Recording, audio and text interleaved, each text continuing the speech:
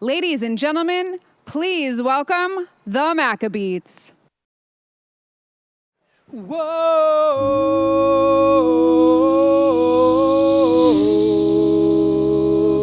whoa.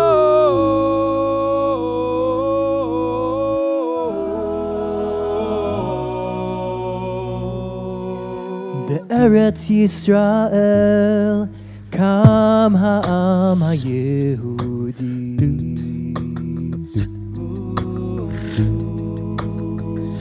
החלוצים מעפילים ומגינים הפריחו נשמות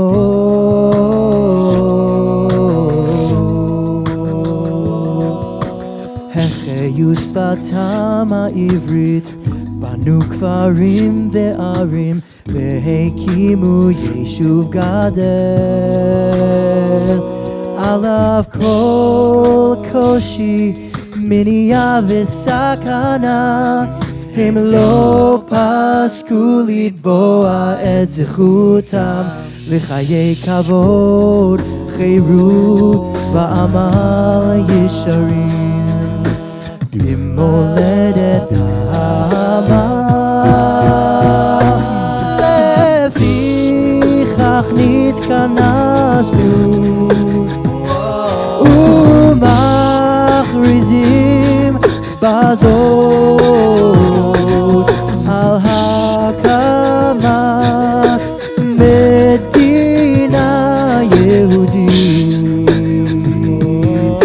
בארץ ישראל היא מדינת ישראל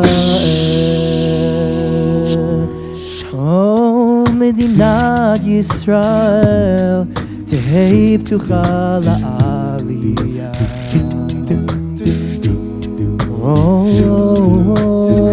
ומושתתה על יסודות החירות הצדק והשלום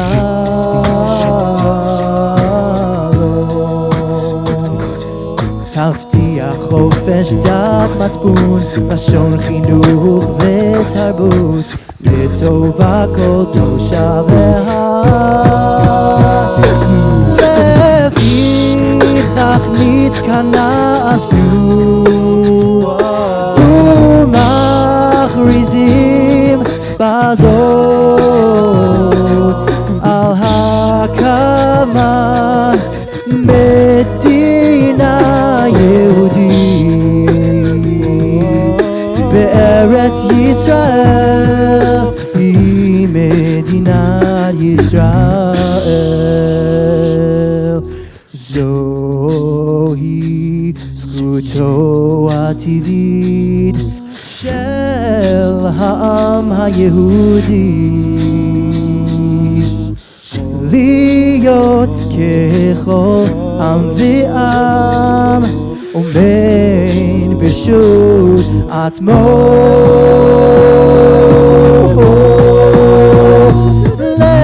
לפיכך נתכנסנו ומכריזים בזאת על הקמת מדינת יהודית בארץ ישראל היא מדינת ישראל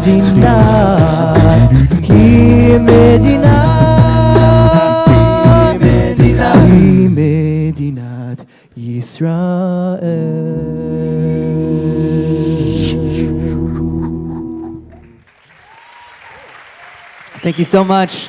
We are the Maccabeats. The song you just heard is Megillat HaAtzmaut. It's a song that was actually commissioned by this very JCC, and it uses the words of the Israeli Declaration of Independence. And we thought it was a fitting song to sing for all of you today. We got one. Thank you. We've got one more now. We'll be back later. This one is our Hanukkah parody of the Hamilton musical. And the reason we did it is because we couldn't afford to go see the show ourselves.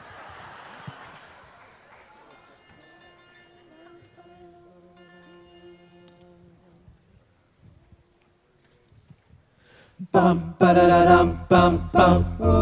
How does a Hasmonean, son of a priest and a Hebrew, raised in a village with his 4 brothers in a Judean province ruled by Pompous and Antiochus, under pressure, grow up to be a hero and commander? When the kids came around, we said this decree's insane, man. We cannot observe our laws while living in our own land. Fight back like your father, don't forget from whence you came, and we'll call you by a brand new name. What's your name, son? Call him Judah Maccabee. Call him Judah Maccabee. The hammer whose aim is true, and we'll know you the role the king. We don't know him a single thing. The world will never be the same.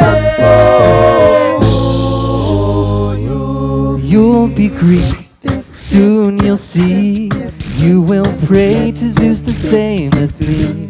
You'll be Greek, no need to fight. Our Hellenism serves you right. You won't miss your Shabbat or circumcision for your tithes. And if you don't reply, I will send my great Seleucid army and you'll tell history goodbye. Da da da da da da da da da da da da da da da da da da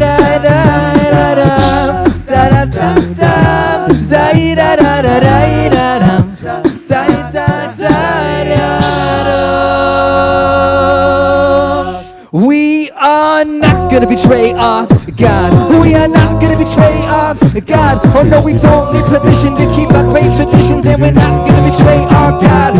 We've been here since Abraham and Mom Sarah, and now we're not without God, a statue of Hera. A teacher Moses passed down the book that is good. It said we pray to just one God, not an effigy of stone or wood. 2,000 years and while the world's turned to tradition, giving us teaching and learning, we keep on reading and yearning. We want to keep the Sabbath and the days that are holy, and can we uphold our temple ceremony? We're past patiently waiting, we're passionately smashing the invasion and taking action on rededication. Though the story had its fair share of sorrow, but they were gonna fight for tomorrow. And we are not gonna betray our God. We are not gonna betray our God. Oh no, we don't need permission to keep our great traditions, and we're not gonna betray our God. And we are not gonna betray our God. We are not gonna betray our God. Won't betray our God. Won't betray our God.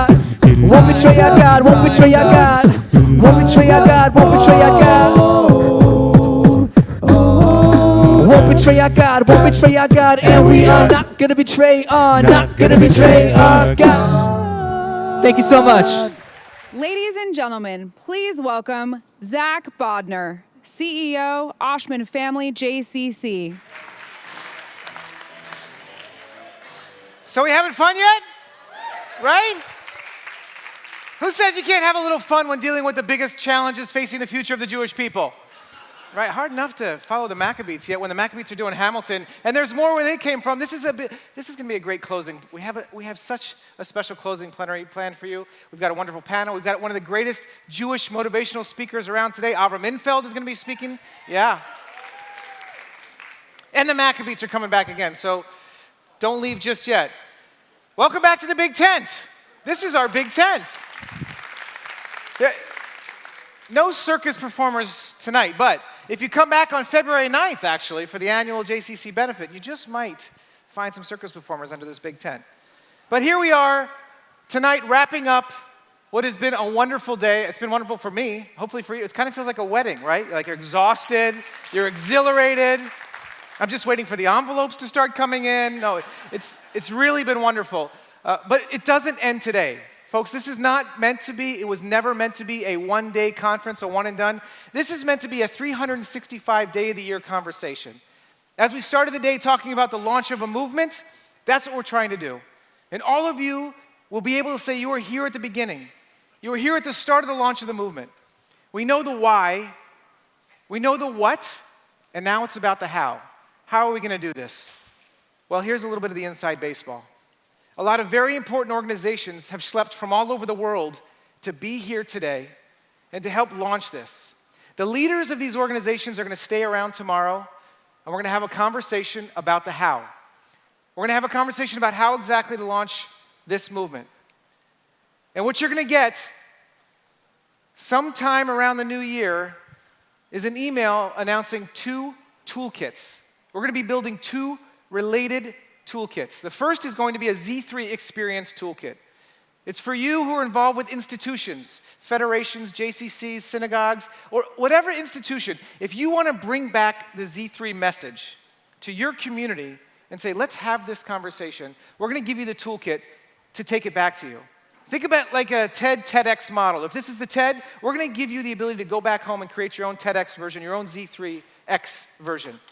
All right, because this is vital. At the institutional level, how many of your organizations are saying, I'm not sure we can touch the topic of Israel? I was on the board of a synagogue that felt that Israel was too toxic a subject, so they didn't have any Israel speakers come, and yet they had somebody talk about why Brit Milah, circumcision, was a bad thing. That wasn't too controversial, and yet Israel was. Unfortunately, we laugh, but that's the situation for many communities today. So the first toolkit is going to empower you to go back and work with your institutions and say, let's do something like this. It doesn't have to be this big. It could be a single speaker, a speaker series. It could be a smaller panel. It could be whatever you need for your organization, your community. The second toolkit is going to be for each and every single individual. If you're interested in taking this home and doing some sort of social media around this, having Shabbat dinner around this, having a Zionist salon, if you're interested in taking this conversation with you back into your living rooms, that's going to be for you. That's the toolkit we're going to build and we're going to send out to you if you're interested. So that's what we're planning on doing all day tomorrow, is figuring out the how and bringing it back to you, because that's the tachlis. That's what this is all about. Reut and the JCC, we love dialogue, we love conversation, but conversation for conversation's sake, it's not where it's at. Like David Ben-Gurion once said, words without deeds are nothing. And now it's tachlis time. So I want to bring back up the individual who's been the leader of the Reut group, who's been our partner in crime, who's helped make this whole thing possible, the launching of the movement. I'd like to bring back up Gidi Grinstein. Gidi, come on up.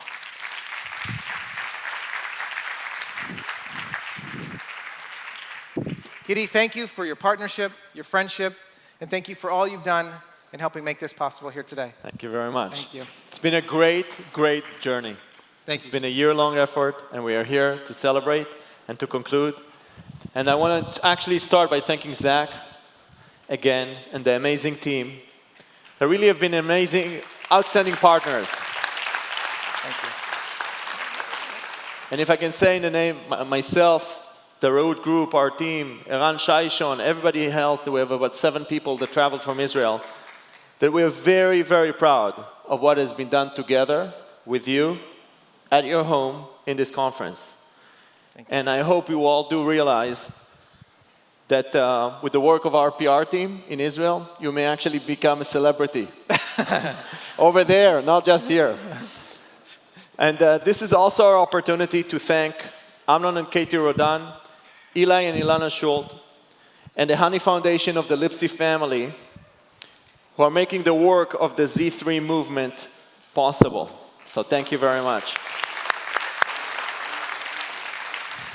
And this is also my moment to give a shout out to Doris Schwartz of Reut USA. You may not have seen her. She's behind. Break a leg. Yes, she's over there behind the curtains. But without her, this event may not have happened, at least in the same way it is now. And we're very, very grateful for that.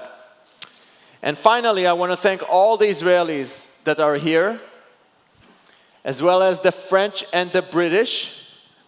Yes, you can stand up. They traveled. Yeah.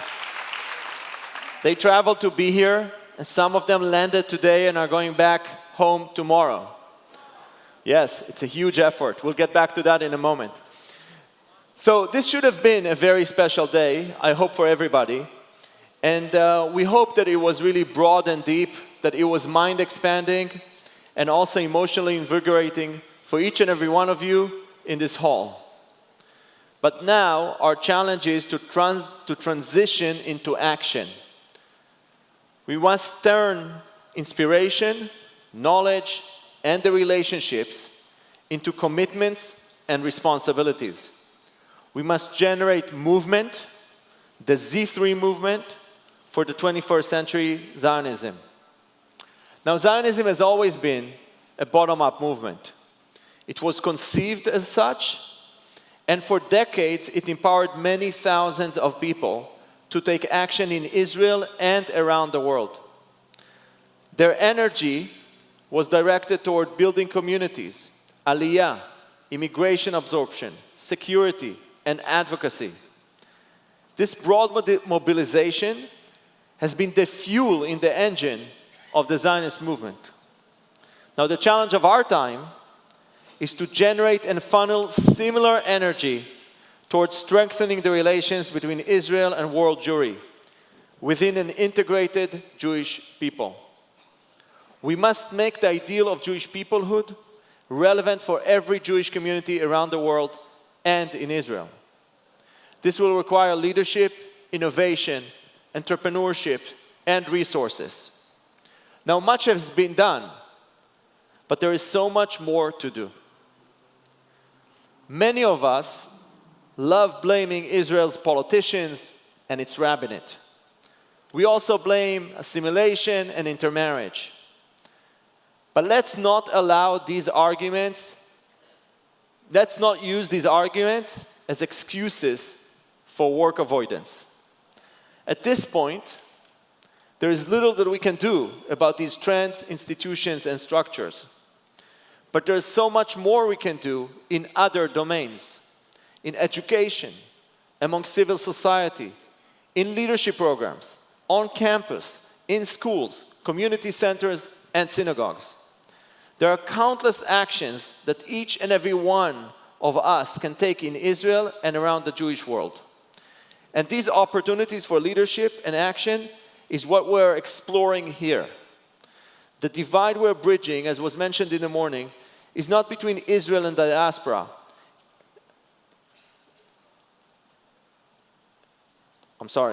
It's not between Israel and diaspora, but between those who embrace Jewish peoplehood and those who don't. Between those who care about Israel being the state of the entire Jewish people and those who don't. The Re'ut group, our team, has been cultivating this movement in Israel for nearly a year and a half. We called it the Nation-State Coalition, before the term nation-state became so politicized with the nationhood law. We've reached out to dozens of organizations and leaders to engage them with Jewish peoplehood and with Israel's relations with world Jewry.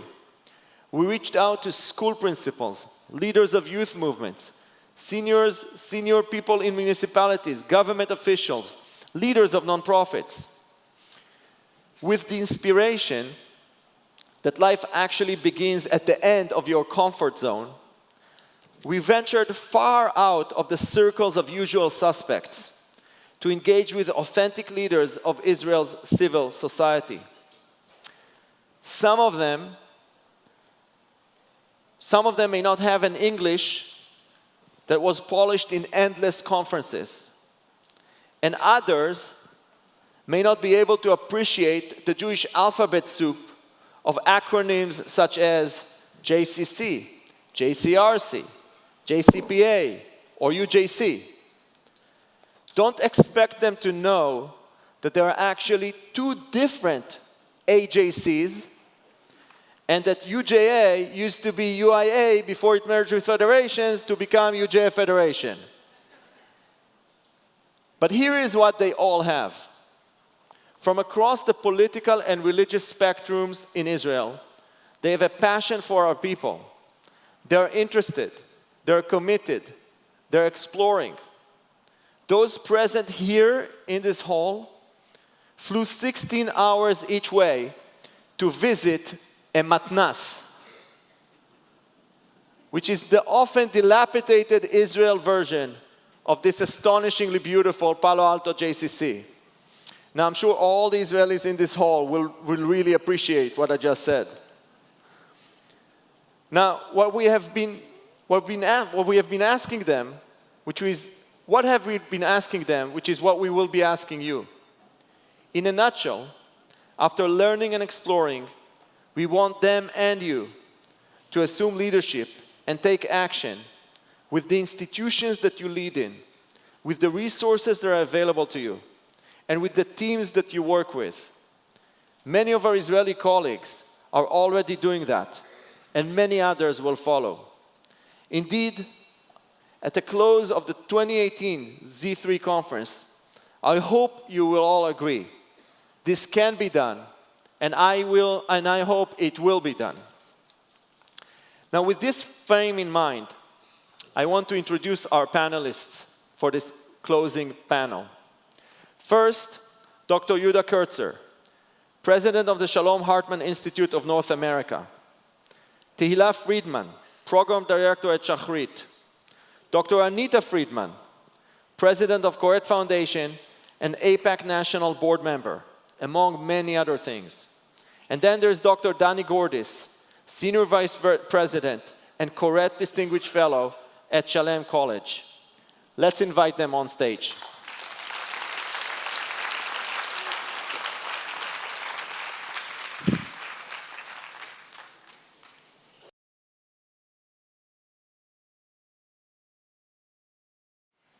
So we're here at the presence of really four great individuals, Yehuda, Tehila, Dani, and Anita. Each of you is a thought leader in your own right, and a leader of at least one platform. And by platform, we mean institutions that have resources, money, talent, and a mission that is relevant to Israel-World Jewry relations, which is what we're here to discuss. Now, in this audience, there are dozens of people who are also leading platforms that are relevant to the Z3 movement. So I'd like to ask actually all of us to think about them. And against this backdrop of my introduction, my question to all of you is the following. From your different perspectives and experiences, how should they think about their stake and their involvement in our Z3 movement? What practical steps should they take to foster better relations between Israel and world Jewry? Now, with your permission, perhaps we could start with you, Anita. Sure. And Yeah. please. Yeah. Good. I'm delighted to be here. This has been a very moving and inspiring day for me personally, because there's so many people here, many of whom I know from the area, many of whom I've just met, new people who've come from all over the world, who care so deeply about this issue. It's very encouraging, and this topic is on the minds of Jewish people, not only here, but worldwide. People are talking about this issue. Many of us are speaking on this issue. I spoke in Israel on this issue and in New York recently, and that's a good thing, because that means that the time is right to move forward. And this is an opportunity that we can't afford to lose. We can't squander this opportunity. I'll just make a couple comments from my perspective as somebody who's been working and been involved in the Jewish community for so many years. Many of you have who are in this room. Those of you who know me know that I've been working in the Jewish community for longer than the Israelites wandered in the desert after we left Egypt. And so what have I learned? That's quite a perspective. That's a perspective. So what have I learned as a result of this? Well, for me personally, just a personal comment, I, like many of you, took my vows a long time ago. I don't think Jews take vows, but Catholics do. And because we know that our work is so urgent, and it's more urgent now than it ever has been.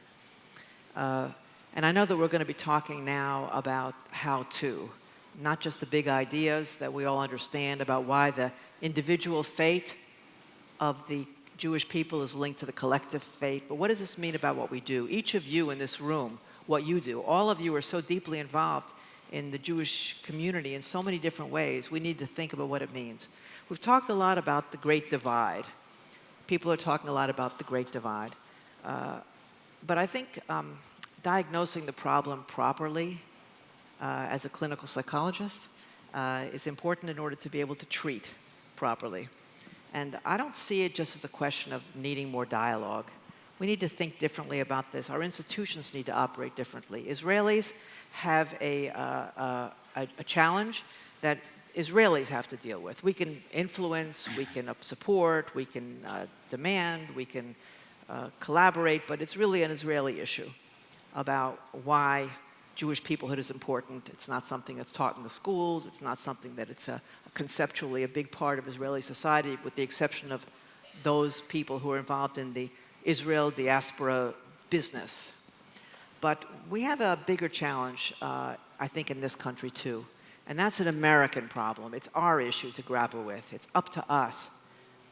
I see the internal workings of thousands of families in my work, and the internal workings of thousands of American Jewish families. So I see the issues that we're grappling with, the struggles that we have.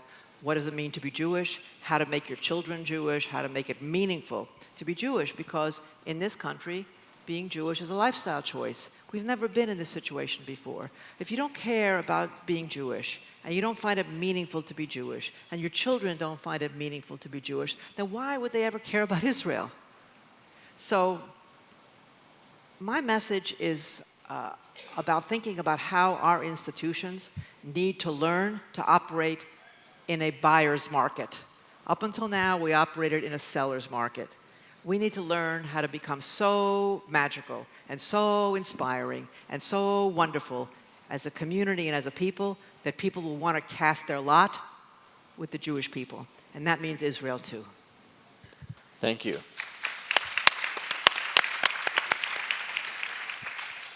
Danny.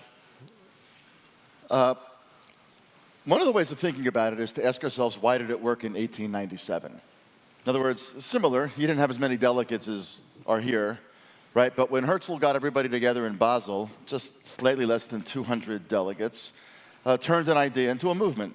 And 20 years later, there was a Balfour Declaration, and 30 years after that, there was a UN vote, and here we are. So an interesting question is, why did it work then, and what would it take to translate that into what work now? And it's obviously a long conversation, but I would at least put two ideas on the table for us to think about, regardless of whatever institution we happen to be a part of. One of them is that while Herzl's idea sounded new, it was ancient.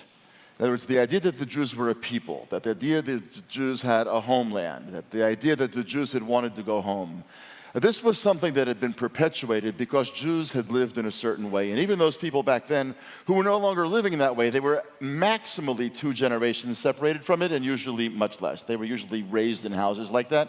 And then as young adults, they'd made a choice to live differently. The point of that being is that this is not going to work absent deeply literate Jewish communities on both sides of the divide. In other words, it's just not going to, this has to resonate to a kind of an inner music, or it's just not going to move enough people. The literacy problem is more obvious and more prominent on this side of the ocean, but Israel faces its own version of a literacy problem also.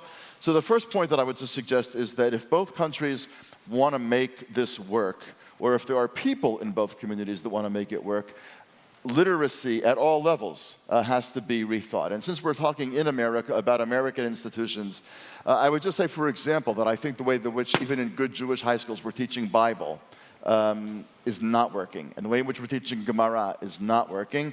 And there's a lot of things that could be done, not to make it all about Israel or all about Eretz Yisrael, but there's a lot that could be done to make these things interwoven. So the first thing that I would say is literacy, because if it's not literate, it doesn't fall on a kind of receptive ear, and then it's a conference. And the chances of it becoming a movement, I think, are nil. The other thing that transformed the conference in Basel into a movement that succeeded was not only the fact that people were literate, so they kind of resonated to his idea, but there was a sense of urgency. I mean, we don't want the kind of urgency that they had, but they understood that Europe was going to burn. And they had no idea how horribly Europe was going to burn. In 1897, nobody knew. It was even before the First World War. But they had a deep-seated sense. Pinsker had it, Herzl had it, Nordau had it. I mean, they all had it. That Europe simply wasn't going to remain a viable place for the Jewish people to live. And therefore, the movement was successful because of a sense of imminent catastrophe if that did not happen. We're not going to have that kind of a catastrophe, God forbid, here or anywhere in the world, I hope. But we do have to have a much more articulate sense of, why does this matter? What's at stake if this doesn't work? And I think that one of the things that we haven't talked a lot about today, because there's not enough time, is I don't think that Israelis can articulate for themselves clearly enough what happens to them if this doesn't work? And I don't mean American support in Congress, and I don't mean American support for diplomatic things in the UN and all of that kind of stuff. I think what happens to Israel is that it loses its sense of purpose. Israel is fundamentally the state, not of its citizens, but of the Jewish people. And the minute that Israelis stop caring about being part of the Jewish people, it's just a relatively sort of Hebrew-speaking, falafel-eating European state. Israel is not Israel. Israel is not Israel, and there's without no point. the connection to the Jewish So the people. question that has to happen in this tent, and in these communities, and in the institutions that are represented here is, what does America lose the moment that relationship is gone? We can't explore it fully now, but I would just simply say there's a great irony about Israel conversation in the United States, which is that on the one hand, it is the most divisive, most acerbic, for rabbis, the most dangerous and volatile subject that one can possibly think about talking about. And yet, at the same time, it's actually the only subject about which everybody cares. You know, when I was in rabbinical school, everybody was worried about Jewish continuity. Nobody talks about Jewish continuity. When I was in rabbinical school, everybody was worrying about, will they accept this rabbi on a panel? Can she be on a panel? Can they be on a panel? Whatever. Nobody cares anymore. Issues of who converts whom and how, nobody cares. The only issue that people really care what anybody else thinks, actually, is the issue of Israel. Ironically, Israel is still actually the spark plug to meaningful Jewish conversation in the United States. Pull that out, and I think what you have here is, as Anita said before, you have a community so devoid of meaning that I don't think you can't sell it, and there's no buyers in the buyer's market. Right. And I think that American Jews, therefore, need to recognize that Israel needs American Jews desperately for a sense of purpose, and American Jews need Israel and Zionism desperately for a sense of eternality and a sense of purpose. And we both have to have a kind of a very profound understanding of how deeply and gravely wounded we would be without the other, and recognize how precipitously close we're coming to create the kind of urgency that we need to transform an idea into a movement. Thank you very much. I just want to say, just 3.5 years ago, my family and our family, my wife is here, Betty, we moved to New York. And obviously in Israel, there is almost no mentioning in the Israeli education system of world Jewry. You may study Judaism, but you don't study about the Jewish people. Right. But then what we were astonished to find out is that in America also, kids that go to Jewish education system don't study anything about the Jewish people. Right. And that's kind of fascinating. Yeah. But before we continue with Tehila, I just want to encourage everybody that has questions to put them into the system, because the way we're going to run the questions and answer system is we're just going to batch them together. And in the interest of time, whoever wants to ask a question should do it now. And we'll get back to them in a few moments. Tehila. So it's known that every crisis is also opportunity. So I want to mention 4 things that happened after the Kotel crisis. One, in the last Kotel crisis refers to the cancellation of the Kotel Compromise that happened in June 2017, that is seen as the moment where the rift in the relationship between Israel and world Jewry was exposed and brought to the fore. Thank you. So in Israel, Independence Day, we celebrate being 70, and usually in the central ceremony, we light 12 torches. Yeah. So this year, they added one more, the diaspora torture. And this was lighted by, I can't remember which head of organization, but it was very symbolic, first time ever. Last week in Jerusalem, we had a parade under the title, Yes, We Care. And it was the diaspora parade. And it was obvious that it was an effort to do something similar, somehow similar, to the Israel parade in the Fifth Avenue in New York every year in June. The third, in Makor Rishon, which is important newspaper, not very big but important, there was a series of 25 articles about Israel and American Jewry relations, interviews with leaders, let their voice heard. Never happened before.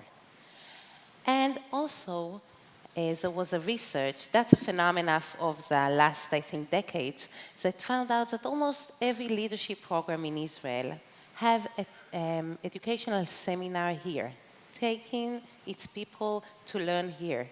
again, it's kind of like a reverse birthright, but not for 18 years old students, but for leaders, people with, social change agents.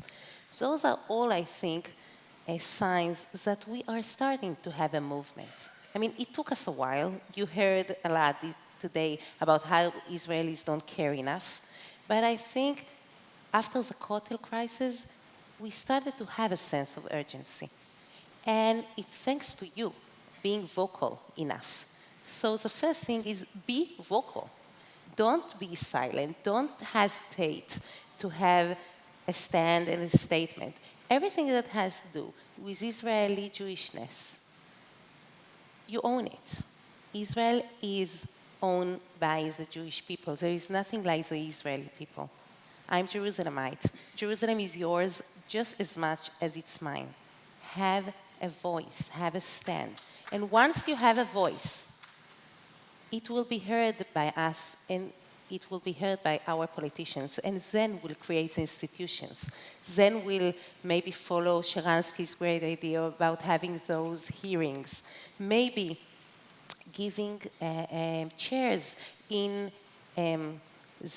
creating institutes that will run the Kotel and giving the Asperjury chair there. Maybe giving chairs in Havada Lemינוי Shoftim, has no idea how you say it in English.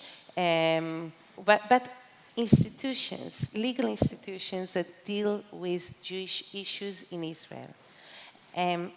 So that's first. Second, we need to stop to talk about the Israeli society, the American Jewry.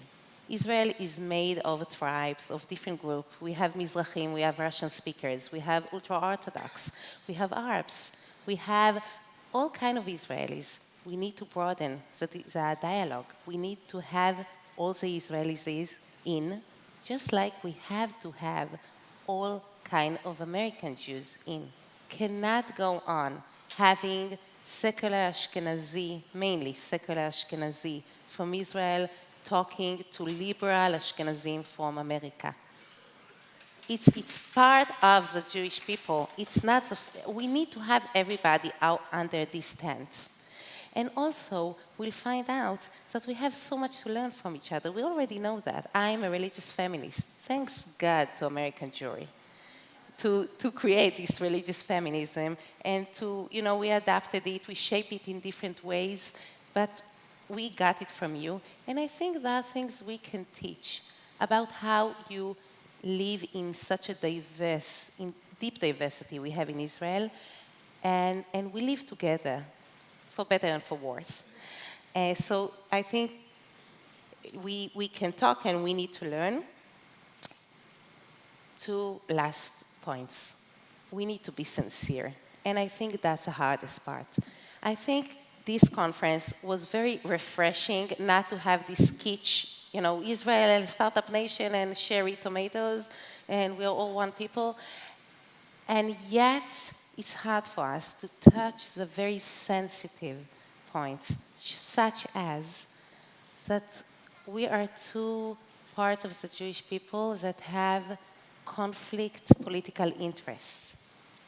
We live as a majority in a national state, and you live as a minority, which means that in order to secure the Jewish continuity, it's only natural that you will be for vibrant democracies that keep human rights, means more liberal, and we will be for national state. It wasn't always in contradiction, but in today's politics it is. And it has to do with Israel's attitude toward Trump. It has to do with many issues. It's hard to touch it. It's not solvable. I'm not talking about solve it. I'm talking about acknowledge it and understanding that we want to build solidarity despite of these differences.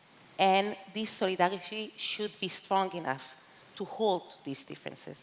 And last, make no mistake, we are not our government, just like you are not your government. And we need to talk people to people.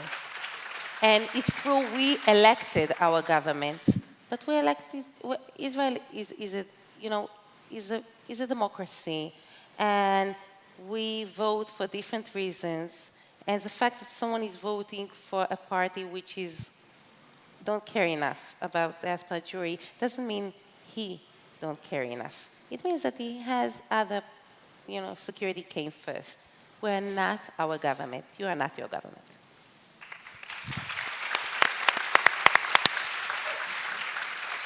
Yehuda Kurtzer. Great. So let me make two additive comments to what my co-panelists have said so far. The first is there's a well-known Mr. Rogers line when talking about optimism in moments of crisis and in tragedy, where he talks about looking for the helpers. My mother always told me to look for the helpers. I'm reminded about this in a moment of crisis like this one for the Jewish people, where there's a growing awareness in the past couple of years that this issue of the divide between Israeli Jewry and diaspora Jewry has grown more acute. I'm reminded that one of the instincts that we should have in a moment like this is to actually look for the helpers. There's an importance of what you're doing, Gidi and Zack, in a new intervention and an organizing intervention for the efforts that you're trying to create. But I would suggest that folks working out in the Jewish community on a professional and volunteer level, both in America and Israel, look carefully at the huge landscape of organizations that have been in this space for a long time, and think about ways to amplify that existing work. That could be the work that you're doing, Danny, at Shalem, at Shacharit, that we're doing at Hartman, Oranim, Bina, 929, just to name a handful that are here at the conference, and there are many more. And one of the ways in which we can actually pivot and create change is by not just trying to do new things, but figuring out where there are opportunities to raise up voices that have already been doing this work, have learned a tremendous amount over the last few decades, and can be given greater space in our public square. The second is a real directive, especially to folks who are looking to take some of these ideas back home to your community to create conversations like this, which is so inspiring and so deep. And that is as follows. A surest sign of a community's anxiety about an issue is the borders, guidelines, and boundaries that it puts in place about what you can talk about and what you can't talk about. Now, this is very tricky because there are a whole set of issues that relate to Israel, that relate to diaspora Jewry, where we are genuinely anxious of the conclusions that people might reach. And there are legitimate reasons to fear that people who have strongly opposing views to mainstream Jewish communal views actually want to do damage to the Jewish community and its institutions. But we have bent way too far back in the other direction, and it's true, Danny, to your point, this is the conversation that is the most common and pronounced in the Jewish community, and it's also the one around which there are the strongest instincts to place red lines, guidelines, and boundaries around what you can and can't say. The people who are most anxious, who we want to reach most, who are not in a room like this, are repelled by those boundaries more than they are attracted by the content. And if you want them to be attracted by the content, you're going to have to create the vulnerability of what a real tent looks like, which is not that it's sealed, but that it actually makes room and makes space for anyone who wants to participate. When you do things like that, you actually signal that it is a conversation around which you have confidence rather than one in which you have anxiety. Simply put, and I think this was on display throughout this day, both the American Jewish experience over the last 70, 80 years and the creation of the State of Israel are just about the most interesting things that ever happened to the Jewish people. And lo and behold, it happened in our lifetime. And if we want others to be involved in that conversation, and I share with the organizers of the conference the deep desire that our community does engage more with how unbelievably interesting and powerful and transformative this moment has been in Jewish history. If we want people to do that, then the face of the issues that we want our Jewish community to see should be open and expansive, and we should be making invitations for people to participate as opposed to erecting the barriers and boundaries that wind up prohibiting their entry. Thank you very much. Now, do we have a few questions to spice up the next phase of the conversation? Can we see them on the system? All right, that's challenging.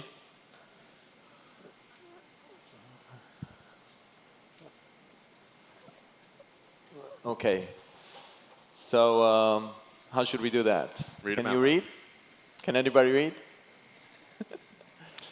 Okay, institutions aside, I'll read it from here. What can the average American Jew do to make the average Israeli care? The Z3 conference in Israel, the Z3 adherents in Israel are a minority. So what can we do to show Israelis why we Z3 matter?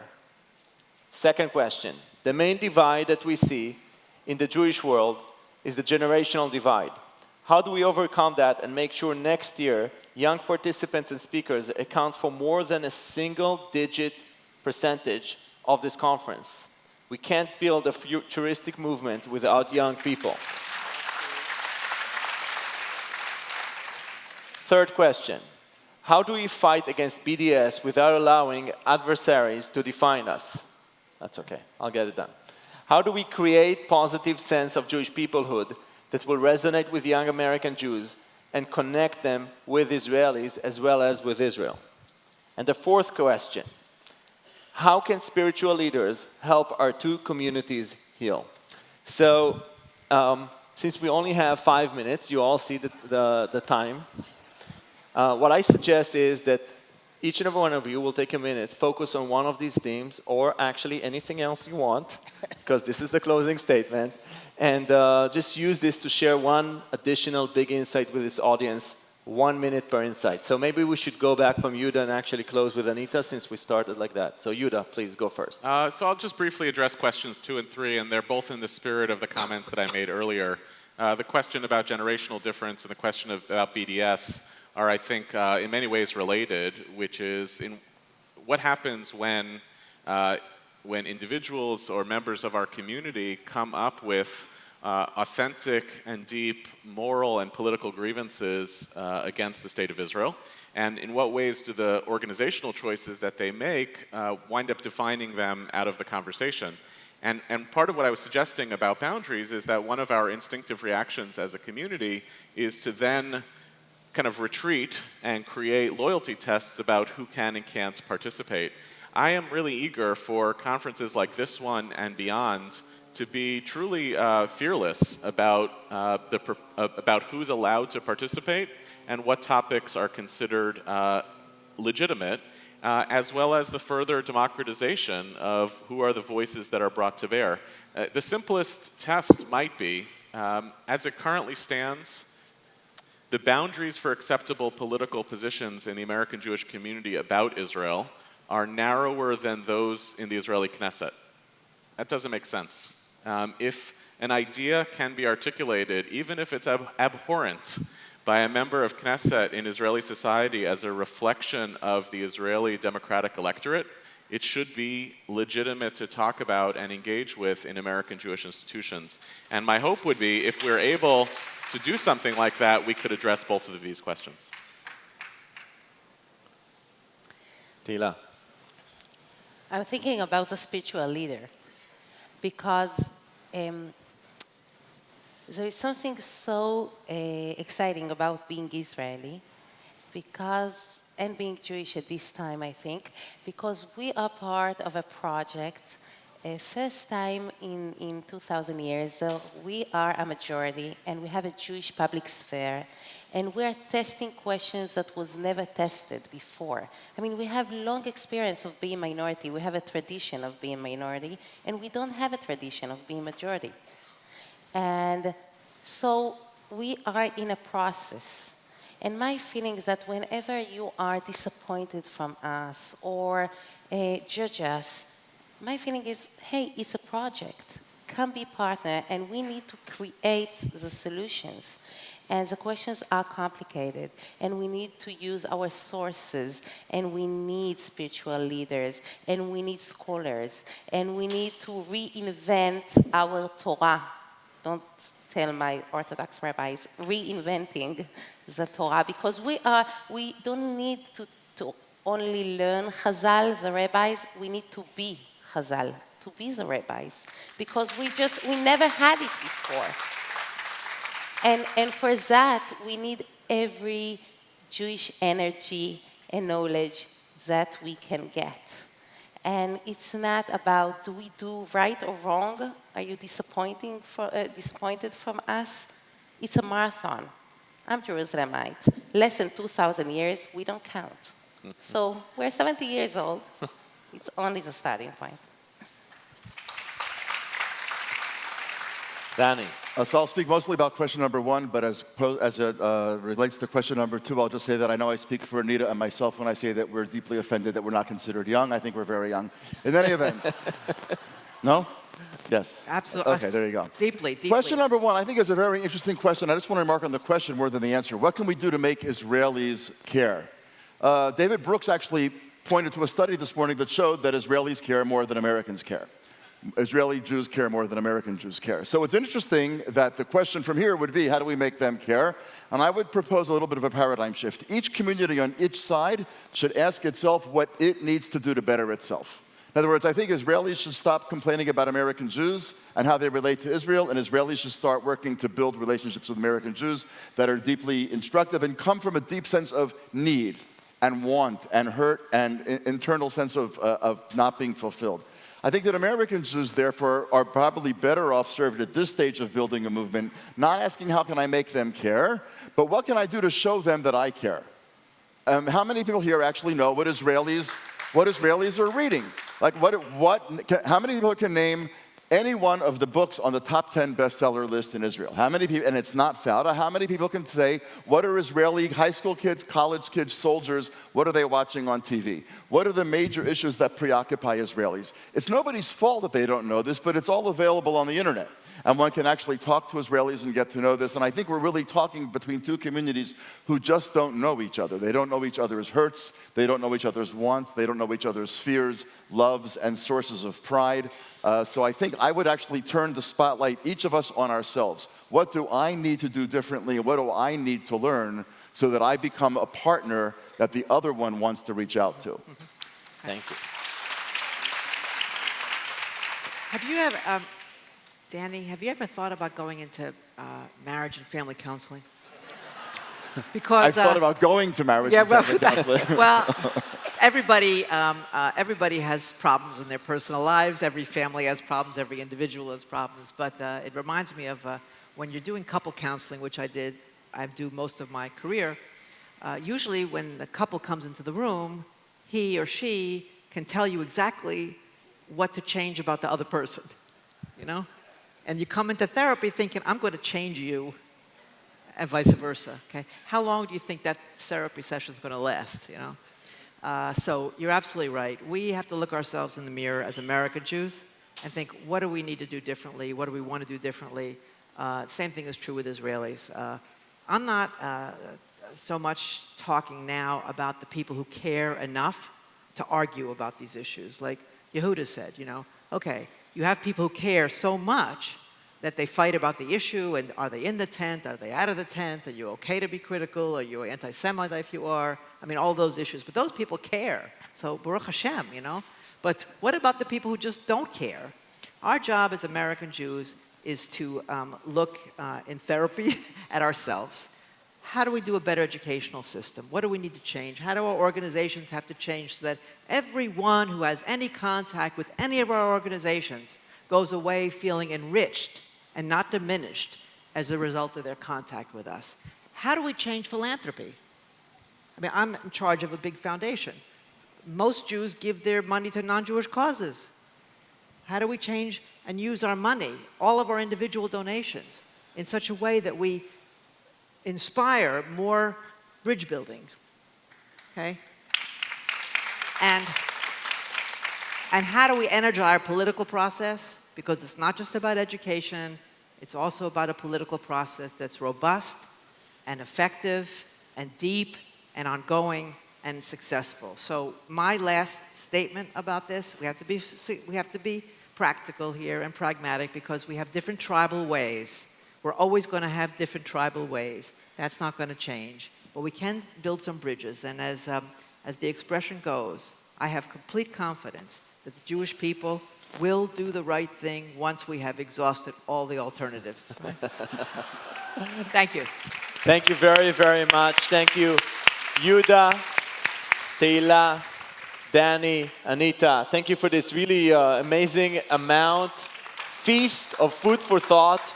It was really phenomenal. We will take this, we'll digest it, we'll feed it back to everybody else here. And really thank you. Okay, you ready for my singing? In case you didn't know, I'm not the Maccabeats. I'm Amnon Rodan. And I've been asked throughout the day, why am I so involved? Why is my family so involved? The truth is that we looked around and decided that this is the most important part of ensuring a Jewish future, starting this dialogue. And that's what this weekend, that's what today is all about. You just heard from the panel, I just want to amplify two things. Yehuda Kurtzer said, work through existing institutions. That's exactly the notion of this movement. It's not about creating a new jumble of letters for new institutions. It is using the existing institutions and working together to form a movement. And the other thing is, you're sitting here today and thinking, wow, there's a lot of talk about a dialogue, and in the US, we've been dialoguing a lot. We're used to dialoguing. But you could say, so what about the Israelis? It's hard to convey all the amazing progress that has happened in Israel. Gidi alluded a little bit to it, but in Israel, there have been conferences with 30, 40, 50, 60 people. There have been numerous conferences like that with a number of leaders, of both thought leaders, community leaders. It's even starting to move into the realm of the Ministry of Education, because part of the issue is, how do you change the education system in Israel so that kids grow up understanding what the diaspora is all about? That's why we're involved. And as Yossi Balin said this morning, you got to do something. So I would encourage every one of you, get involved, get involved, get involved. So now it's my honor to introduce our closing speaker, Avraham Infeld. I think most of you know him, but Avraham has degrees in Bible and Jewish history, a degree in law from the Tel Aviv University. He has numerous awards, mostly in the field of education. He's involved in too many organizations to list, but a lot of them are, again, educational institutions. He really is the quintessential Jewish educator. He has affected, trained, and really changed the hearts and minds of many teachers, students, leaders, and politicians.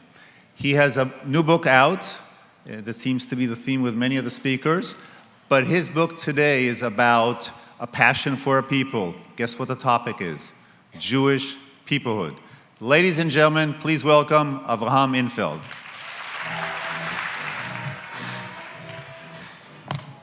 Toda rabba. Thank you very much for that introduction. I'd like to add a little bit to the introduction. I happen to be a heterosexual,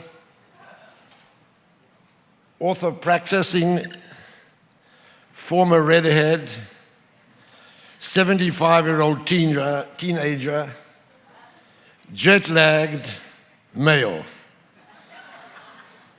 which means I'm going to make a lot of misstatements during my talk. I'm asking for forgiveness from the state of California for all those mistakes I'll make. I'm very, very honored to have been asked to do this closing speak, and I would like to begin by saying how impressed I am, not only by the crowd that turned out, not only by the fact that it took place, but by the partnership of these two particular organizations, Re'ut and the Oshman Family Jewish Community Center in Palo Alto. The Jewish Community Center movement began as a movement whose job it was to turn Jews into Americans. I'm old enough to remember those days when the Jewish Community Center devoted so much of its time helping Jewish immigrants become Americans. They were so successful that they are now stuck with the job of turning those Americans back into Jews.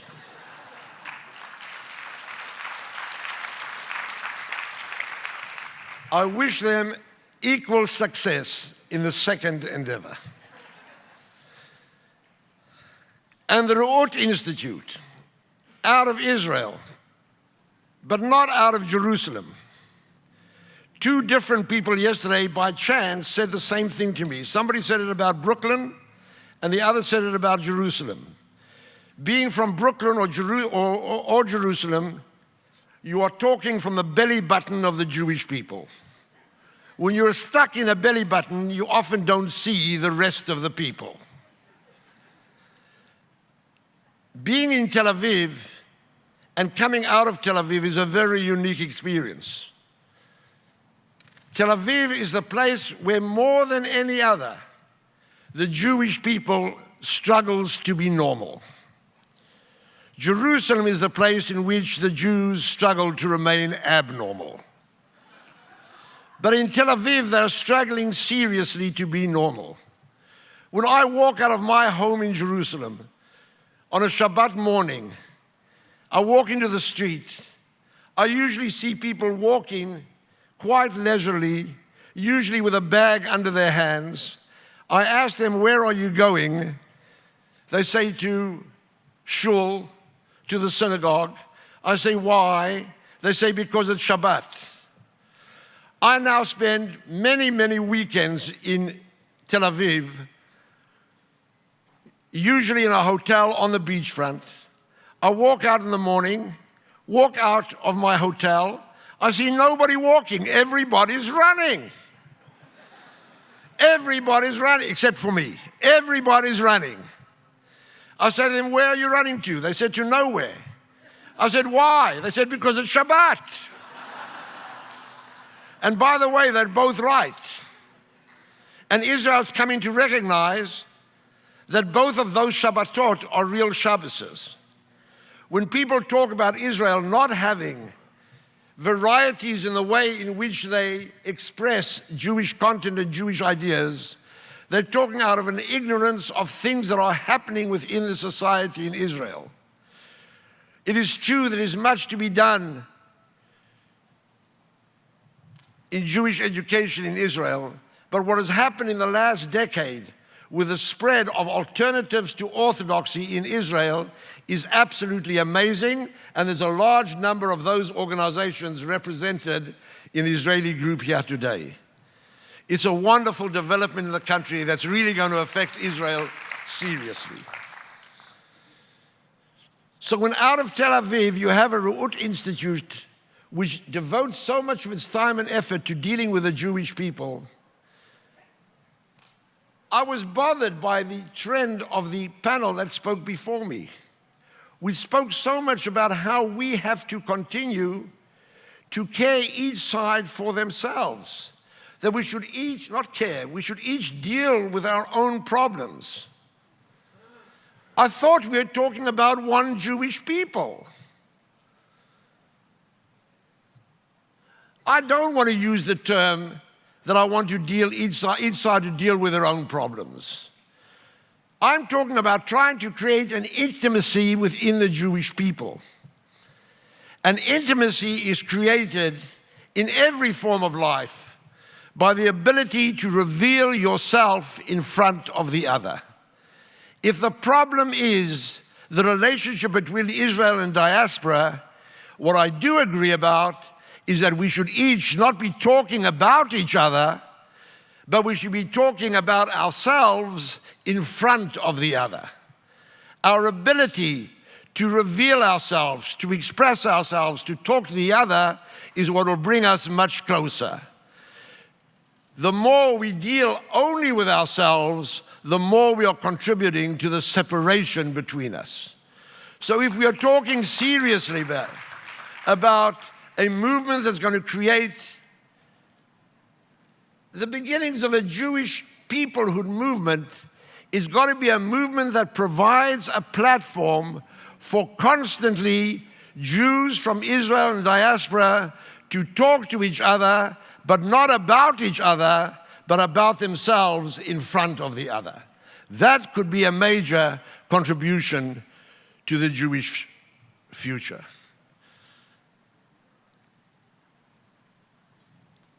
It often comes to my mind, and something that I often discuss with my teacher, the late Rabbi David Hartman. Did we really do the right thing when we decided to go back to Israel? Maybe we should have accepted the option to go to Uganda. We would have none of those problems that we have today. David Hartman described our going back to Israel as something similar to a kid who revolts against his parents, gets mad at hell as his environment, packs his bags, decides to leave home, throws the bag over his shoulder, goes to the front door, slams the front door, and stays inside. The decision of the Jewish people to go back to the land of Israel was to create a revolution, but yet to remain inside. That is not an easy issue to contend with and to understand, and all the more so is it difficult for people outside of Israel to try to deal with it. We did not foresee, although perhaps we should have, the kinds of issues that would arise. You heard a moment ago what a great opportunity, what a miracle it is that we both living at the same time with the creation of the State of Israel and the great American Jewish community. It's not accidental that these are happening at the same time. These are two different reactions to the single historical event of the Jewish people of the ghetto meeting with modernity. And out of that self-same meeting came these two different options. The one option which says, I am going to be loyal by my being Jewish, not by becoming one of those who surround me, but by going back and being myself and taking control of my future into my own hands. That's what created Zionism. That's what created the state. Mr. Non-Jew, I am going to become just like you. Not one of you. I'm going to become just like you. You have an anthem. You have a flag. You have a state. You have an army. That's going to be central to my life. I'm going to do that back in my own home. I'm going to have an anthem, which is going to be called Hatikva, the hope, because it's going to talk about the hope of the Jews to return to their land. And I'm going to have a flag, which is going to be blue and white, the colors of the prayer shawl in the synagogue. And I'm going to have a state in the land of Israel that we have dreamt of. But it is one reaction to that advent of the Jewish people of the ghetto meeting with modernity. Another reaction, perhaps even a larger reaction, of the Jews meeting their modernity was the decision, yes, I'm going to become part of the world around me, but I'm not going to be disloyal to my being Jewish. I'm going to at least become a part of the people around me, but I'm going to be distinct by my religion. And the negotiation, the discussion that has got to take place today is for us each to understand how both of these two reactions have created a crisis within the Jewish people. We are not going to continue, and we're not going to solve that issue of the Jewish people if I come to you American Jews and say you are wrong. And you're not going to solve that problem if you come to me, the Israelis, and tell us that we are wrong. The reality is that we are both wrong. We are neither a nation nor a religion. I know that there may be one or two people in this room who have heard Avraham Infeld say, Judaism is not a religion. I use it in every speech I can. But we are also not a nation. And Zionism tried to turn the Jewish people into a nation. We did not succeed. We succeeded in building a home in which the Jews can give expression to their national identity, but we did not change the Jewish people into a nation, because so many others defined being Jewish as a religion or stayed in the ghetto. What has to happen today is for us to be able to talk about ourselves in front of each other in order for us to build what needs to be built. It's a beginning of a new journey. I had no idea how moved I would feel by this conference. When I think back on Jewish history, I think of a place called Ur, where Avraham Avinu began a discussion with a transcendental figure known as God. And look what happened out of that journey that Avraham Avinu took. The creation of the Jewish people. I remember a land called Goshen, not a major city. A city called Goshen in Egypt, out of which Jews began another journey towards the land of Israel. I remember a third movement, Basel, a third city, also not the central city of Europe. We are now in Palo Alto. I know that that in 15, 20, or 30 years' time, somebody's going to stand up here and say, I remember Ur, I remember Goshen, I remember Basel, and I remember Palo Alto. Thank you all for what you are doing. Well, I don't know about that, but I know we will all remember Avraham Infeld for sure. Thank you, Avraham. We've come to that part of the evening where that last introduction you heard 3 times, the Maccabeats, it really is time. I want to invite a few people up stage because there's one last thing we need to do tonight. Together, as a family, as mishpocha, or for the Israelis, mishpacha. See, even that we can't get right. We're going to light the candles together. We're going to light the Chanukiah, the last night of Hanukkah.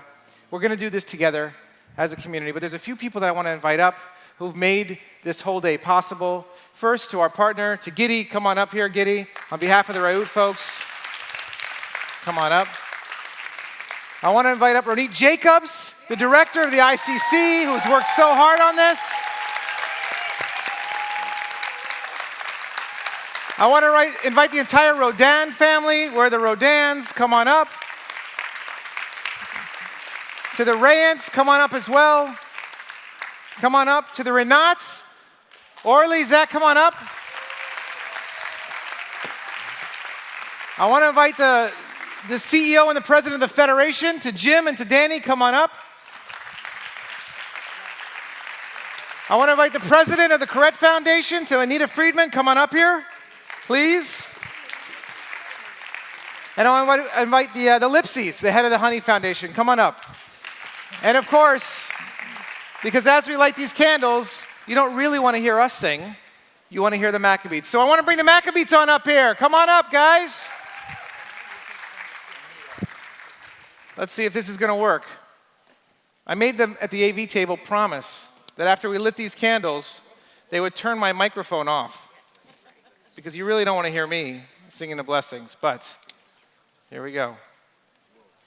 All right? Together. See?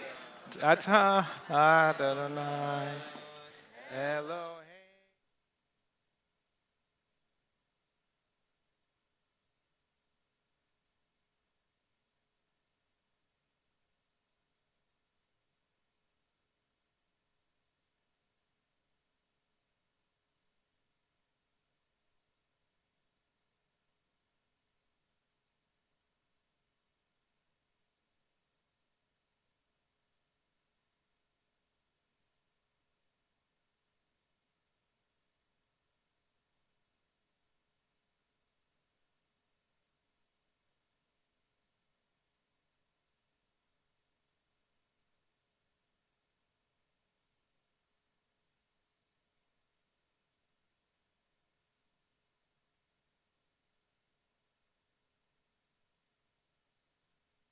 All right, I'm still lighting.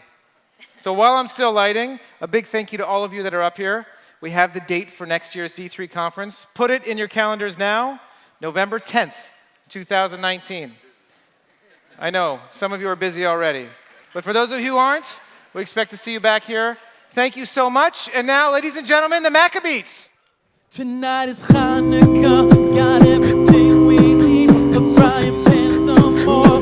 Will you like a recipe? Let's celebrate our victory. We got the latke recipe. Hey! Come on! 4 potatoes, peeling great. Shredded onion, tears streaming down your face. There's salt and pepper to the taste. Add a tablespoon of flour, pinch of baking powder. Then add 2 eggs, and mix it all together. And while we stir, we spice. Tonight is Hanukkah, got everything we need. A frying pan, some more. Will you like a recipe? Let's celebrate our victory. We got the latke recipe. Pour enough oil to cover the pan. Turn up the heat, but don't burn your hand. Now you are ready to complete the plan. Gonna take a spoon and fill it, press it on a skillet. 2 at a time, by the side and the other, till both are golden brown. Tonight is Hanukkah, got everything we need. A frying pan, some more. Will you like a recipe? Let's celebrate our victory. We got the latke recipe. 2,000 years of joyous celebration. A single jar that burned for 8 days. The food we eat as part of our tradition, it keeps the flame alive. Tonight, Hanukkah, got everything we need. A frying pan, some more. For a latke recipe, let's celebrate our victory. We got the latke recipe. Tonight is Hanukkah, got everything we need. Frying pan, some more. For your latke recipe, let's celebrate our victory. We got the latke recipe. Thank you so much. How's everyone doing tonight? Hold on. This is our 10th show over Hanukkah, okay? It's been a whirlwind. We need your energy, okay? So one more time, I said, how we doing tonight? Okay. We are the Maccabeats from New York City, and we're so excited to be here at this amazing conference with all you amazing people. Anyone from New York in the audience? Yes, love it. You know, there are 2 famous vocal groups, Jewish vocal groups from New York City. One of those groups is the Maccabeats. Give it up for the Maccabeats! The other group is Simon and Garfunkel, and this is true. If you check this, between those 2 groups, they've sold over 90 million records. We'll hope you sing along with us. This next song is called Salam. It's a song for peace. It's a song that we sing in honor of Israel today.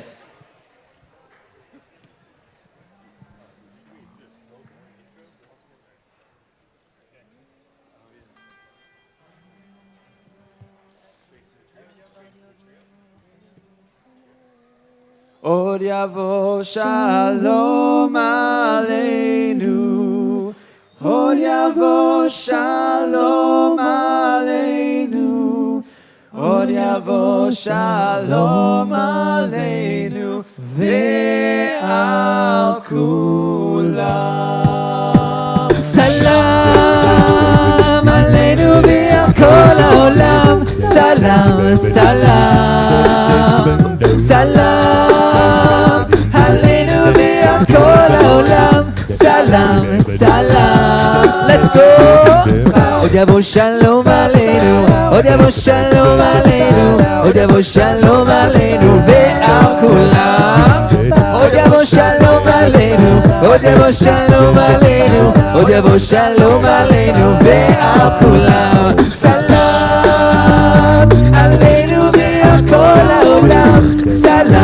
salam, hey, salam, aleinu ve'al kol ha'olam, salam, salam. Okay, Palo Alto, you doing good?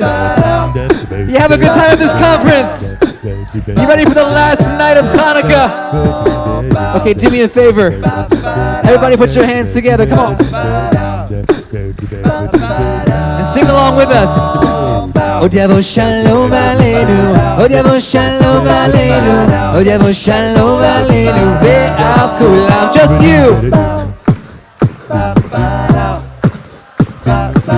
Od yavo shalom aleinu ve'al kulam. Salam aleinu ve'al kol ha'olam. Salam, salam, hey, hey, salam aleinu ve'al kol ha'olam. Salam, salam. Od yavo shalom aleinu, od yavo shalom aleinu, od yavo shalom aleinu ve'al kulam. Thank you. You guys are awesome. You guys are great. We're going to keep this going. We just got to follow 3 quick rules, okay? Rule number 1, if you know one of the songs that we're about to sing, you got to sing along, okay? Rule number 2, if you don't know one of the songs that we're about to sing, you got to clap for us. Not for us. You got to clap with the song. Give me a cell phone wave for the slow song. 3rd rule, after the show, you must purchase as much merchandise as you possibly can. Totally kidding about the first 2 rules.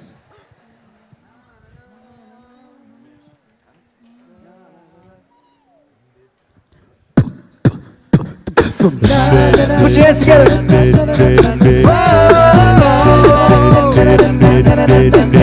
תסתכל פה ושם מסביב לעולם יש צרות טענות החיוך נעלם אתה תראה רק שחור כי גם זה יעבור והכל יסתדר כי השם יעזור יש תקווה לפני שכולנו יחד יש אמונה חזקה ולא לפחד לא ניפול לא נלעד כי אנחנו לא לבד יש לנו השם אחד יש תקווה לפני שכולנו יחד יש אמונה חזקה ולא לפחד לא ניפול לא נלעד כי אנחנו לא לבד יש לנו השם אחד Let's go! אחי פה איתי שים ידך בידי אל תדאג אל תפחד כי נצעד יד ביד הקדוש ברוך הוא כולנו אוהב בוא תראה שמחר ייגמר הכאב יש תקווה יבנה שכולנו יחד יש אמונה חזקה מכל הפחד לא ניפול לא נרעד כי אנחנו לא לבד יש לנו השם אחד יש תקווה יבנה שכולנו יחד יש אמונה חזקה מכל הפחד לא ניפול לא נרעד כי אנחנו לא לבד יש לנו השם אחד השם מלך השם מלך השם ימלוך לעולם ועד השם מלך השם מלך השם ימלוך לעולם ועד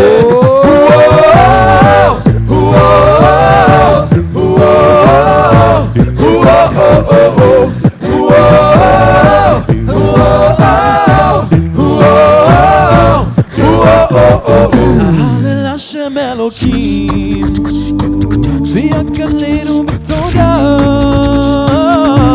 הלל השם אלוקים ויקננו בתודה יודעי בבב והי השם אלוקינו השם אחד יודעי בבב והי השם אלוקינו השם אחד השם מלך השם מלך השם ימלוך לעולם ועד השם מלך השם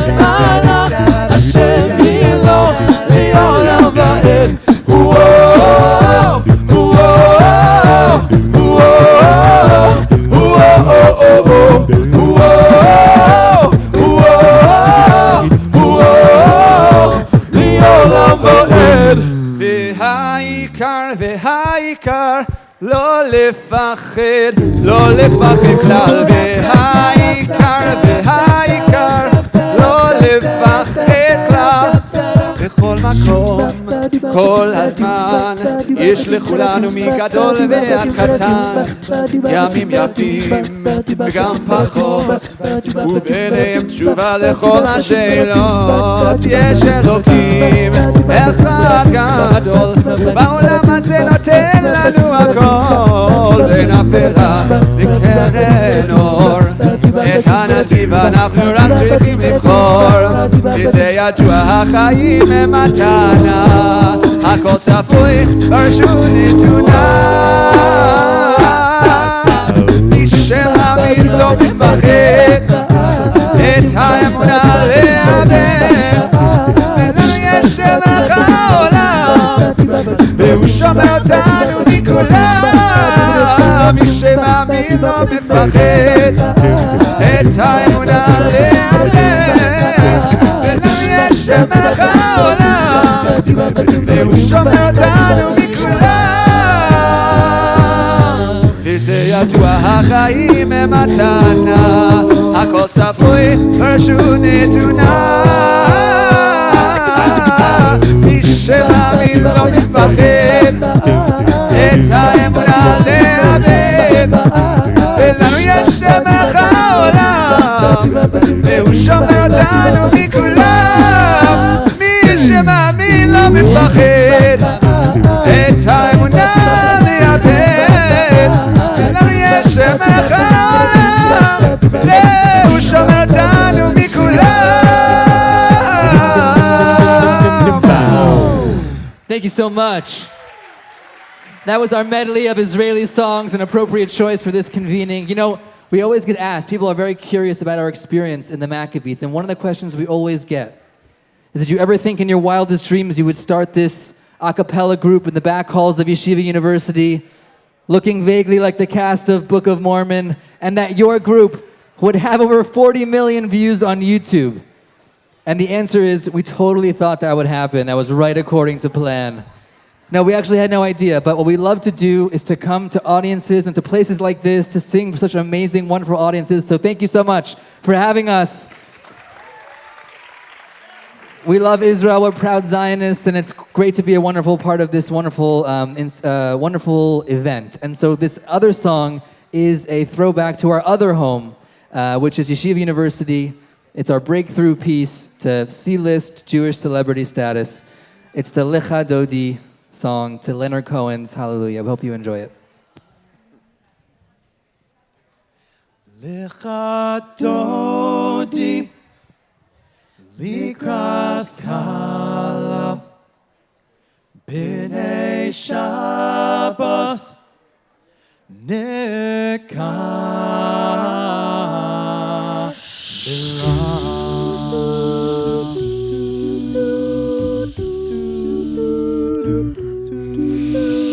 Shamor v'zachor b'dibur echad Yishmi'anu kelam yuchad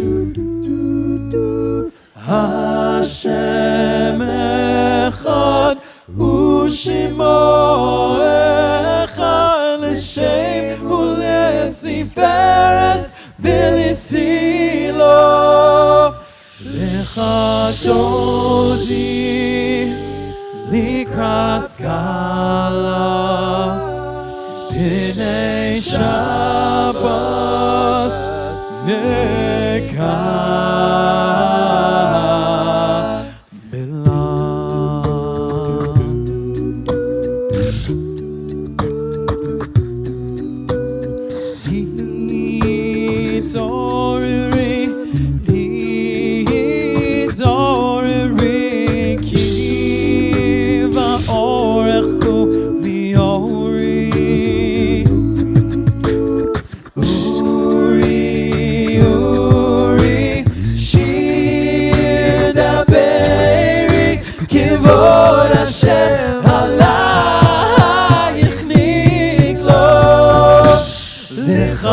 Dodi likras kala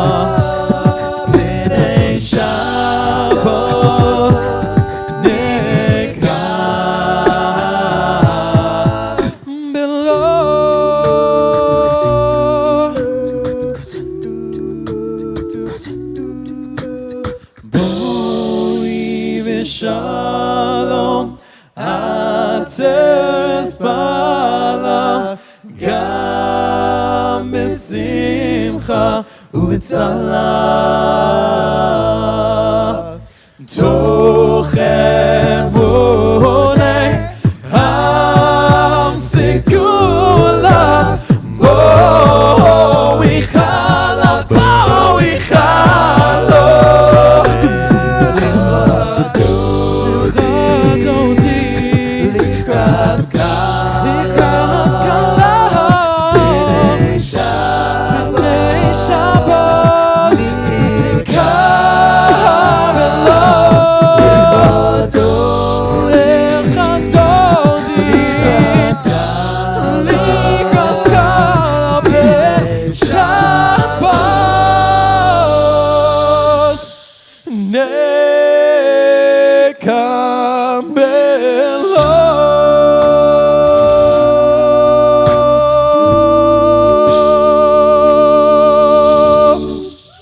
Thank you so much.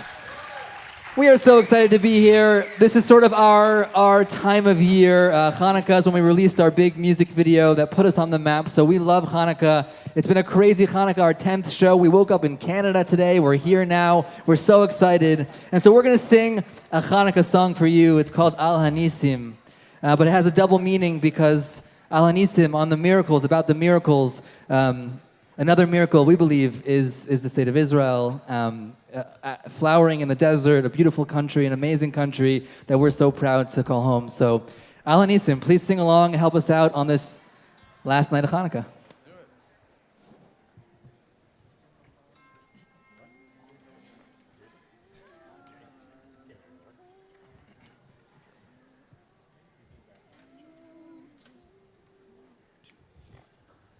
Al Hanisim v'al ha'purkan v'al ha'gevurot v'al ha'teshuot v'al ha'milchamot she'asita la'avoteinu bayamim hahem bazman hazeh.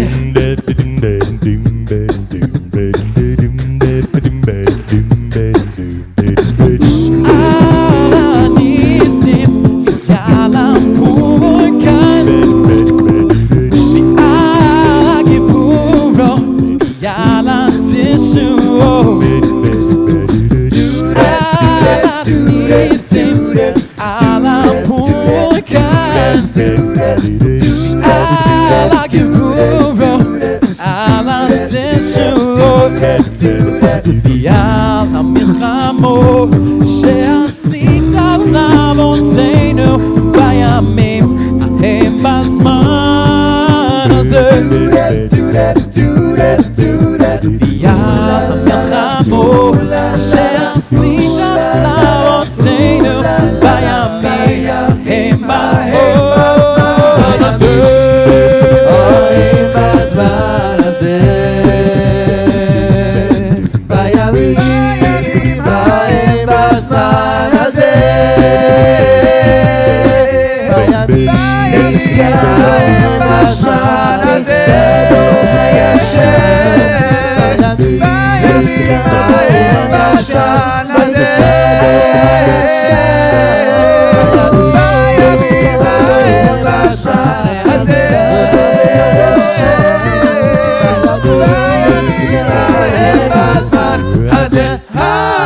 בזמן הזה v'al המלחמות שעשית לאבותינו בימים ההם בזמן, בימים ההם בזמן, בימים ההם בזמן הזה. על הניסים v'al הפורקן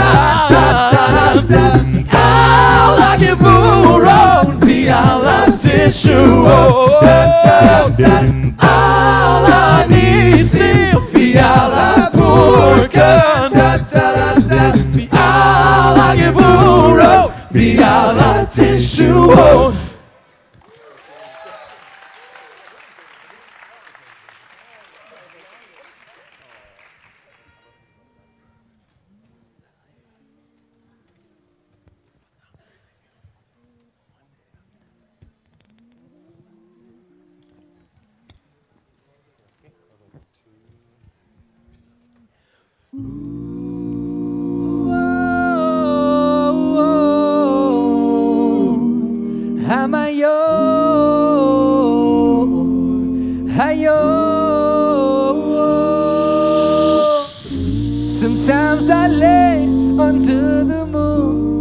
And thank God I'm breathing. And I pray don't take me soon, 'cause I am here for a reason. Sometimes in my tears I drown, but I never let it get me down. So when negativity surrounds, I know someday it'll all turn around, because all my life I've been waiting for, I've been praying for the people to say that we don't wanna, and there be no more war, and our children will play one day, one day, one day, video, one day, one day, one day, let's speed it up, come on.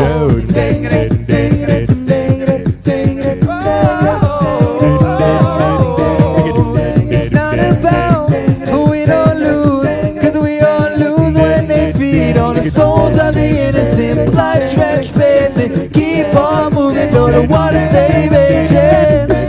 In this space you can lose your way, your way. It might drive you crazy, but don't let it phase you, no way, no way. Whoa, sometimes in my tears I drown, but I never let it get me down. And so when negativity surrounds, I know someday it'll all turn around, because all my life I've been waiting for, I've been praying for the people to say that we don't wanna, and there'll be no more war, and I'll chill it to you, come on. One day, louder, louder. One day. Okay, before we get on a plane and go back to New York, my Jewish mother would never forgive me if I didn't introduce you to these nice young Jewish boys. So all the way on my left, our beatboxer, give it up for Corey Hecht. To his right, give it up for Erez Cohen. To his right, give it up for Hanina Abramowitz. To his right, give it up for Nachum Joel. To his right, give it up to Joshua J. And to his right, give it up for Burry Rosenberg. My name is Noe Jacobson. Believe me when I say that this Ashman JCC is our second home. We've done many shows here. We absolutely love you so much. Thank you so much for having us. We could not think of a better way to spend this last night of Hanukkah, so we hope you'll sing along this anthem of joy, of peace, of harmony, of hope. Please sing with us, come on. Sing one day this all will change. Treat the people the same.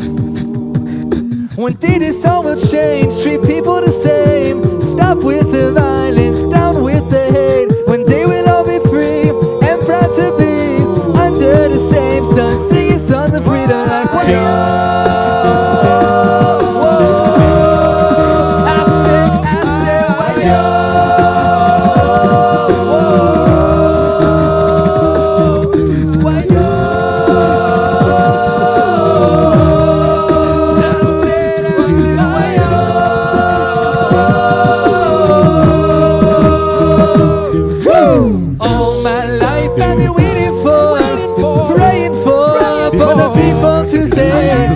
We don't wanna, and there'll be no more war, and our children will play. One day, one day, one day, but you, one day, one day, one day,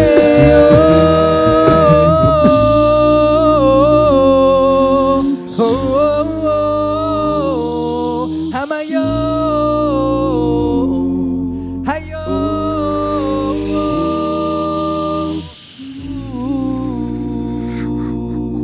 Thank you so much. I just got in my in-ear monitor that I don't actually have, that we have time for one more song. One more song? You want to hear one more? Any requests? Hanukkah song. Adam Sandler Hanukkah song. That's what you want. I knew it. Okay, we'll do one more. We'll do one more.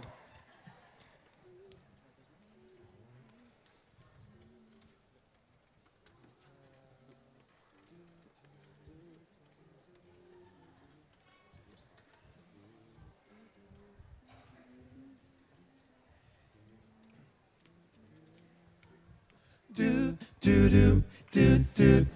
hey. I'll tell a tale of Maccabees in Israel, when the Greeks tried to sail, but it was all to no avail, yeah, the war went on and on and on, until the mighty Greeks were gone, yeah. I flip my lockers in the air sometimes, saying, hey, oh, spin the dreidel, oh, just wanna celebrate for all 8 nights, singing, hey, oh, light the candle, we say Al Hanisim, oh yeah, for all 8 nights, then we play dreidel by the candlelight, and I told you once, now I told you twice, about the miracle of the candlelight. They took the field.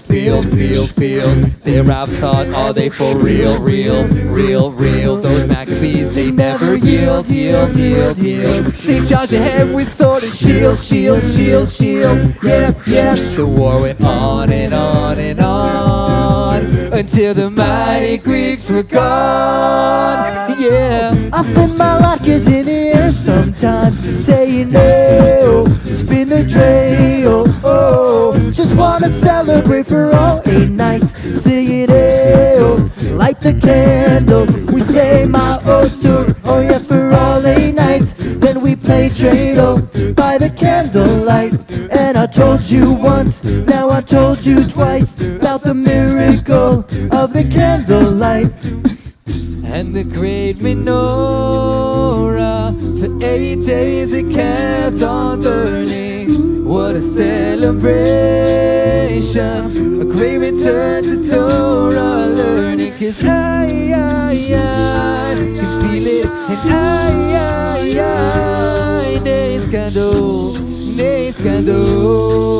Nes Gadol, Hayasham, Nes Gadol, Hayasham, Nes Gadol, Hayasham, Sham. Okay, Palo Alto, before we go to SFO, you gotta send us off strong. Everyone sing, let's go!